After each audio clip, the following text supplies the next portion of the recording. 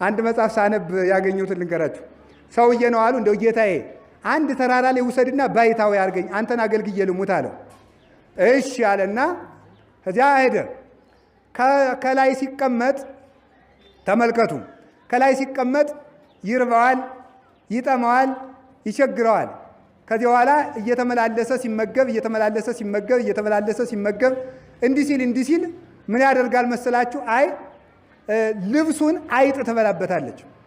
ተራራ ላይ እንዲያው ብቻዬን አንተን አገልግዬ ልሞት አንድ ሰውም አላስከትለው ብሏል። አይጥ ስትበላበት አይ ይቺ ከታች ወርዶ ለሕዝቡ ሲናገር አባታችን ድመት ያርቡ አሏቸው። ድመት ዘወዱ።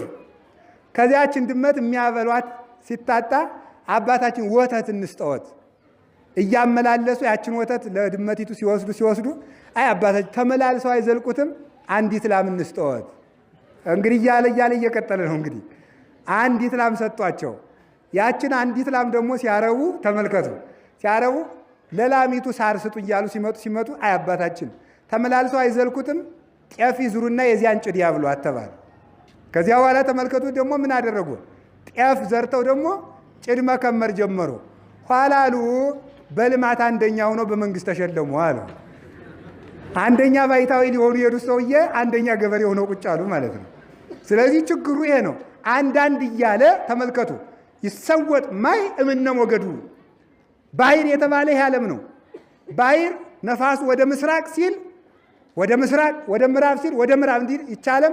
አንዱ ሲሾም እገሌ ነው ጥሩ ትላለች፣ ያኛው ሲሾም ያ ነው ጥሩ ትላለች። እቺ የማትጸና ወላዋይ ዓለም ናት፣ ለተመቸው የምታጨበጨብ። ይሰወጥ ማይ እምነ ሞገዱ ማለት ከዓለም ፈተና ይመጣል ወደ ባይታዊው። አንዱ ገንዘብ ይዞ ይመጣል፣ አንዱ መልክ ይዞ ይመጣል። ደግሞ ምን ያደርገዋል መሰላችሁ?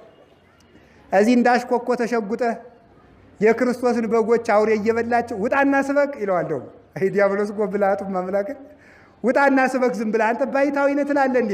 ህዝቡን እኮ መናፍቅ እየወሰደው ነው ይለዋል። የሚጠቀመው በቢተውና ስለሆነ ያንን ለማስጣል ነው። ከዚህ ትዳር ይዞ የሚኖረውን ኤዲያ ለዚህ ቀሪ ዓለም ጥለውን ጣለውና ይለዋል። ከዚያ ባይታዊ የሆነውን ደግሞ ውጣና ስበክ ይለዋል። ከዚህ ስመጣ አንድ እንቅፋት አላጣለትም ብሎ ነው። ስለዚህ ይሄንን ታግሶ የቆየ እንደሆነ ሰወጥ ማይ እምነ ሞገዱ። ከዚያ በኋላሳ ፈጣሪ አድነኝ ብሎ ወደ እግዚአብሔር ይጸልያል። ክርስቶስ ግን ተኝቶ ነበር ይላል። ባይታዊውን አጋንንት ሲያውቀው ዝም ጌታ፣ አጋንንት ሲበጠብጡ ሲያውቁት ዝም። ኋላ መጨረሻ ላይ ግን ቅዱስ እንጦንስ ፈተና አጸናበት። ቢሰግድ ቢጸልይ ቢራብ አጋንንት አለቀዋሉ። ምን አረጋለሁ እንግዲህ ከተማ ልግባ እና አንዲቱን እንደዚያ ብዬ ልኑር እንጂ ብሎ ወደ ከተማ ሊገባ ሲል መጨረሻ ላይ እግዚአብሔር ቅዱስ ሚካኤል ላከለት። በጸሎት ብቻ ሰይጣንን አታሸንፈውም፣ ስራ ያስፈልጋል። ሰኔል ስራ። ከጸሎት የተረፈህን ጊዜ ስራበት፣ ከስራ የተረፈህን ጊዜ መጽሐፍ ተመልከትበት፣ እንዲህ አድርገህ ታሸንፋለህ ብሎ በቅዱስ ሚካኤል አጽናንቶ እንጦንስን በበረሃው አጽንቶ የእኛን ዛሬ መነኮሳትን የወለደ እንጦንስ ስለጸና ነው። እግዚአብሔር ዝም አለ። መጨረሻ ላይ ግን መርከቢቱ ልትገለበጥ ስትል ተንሥኦ ገሰጾሙ ለነፋሳት ማለት ምን ማለት ነው? ልንጠፋ ስንል ግን እግዚአብሔር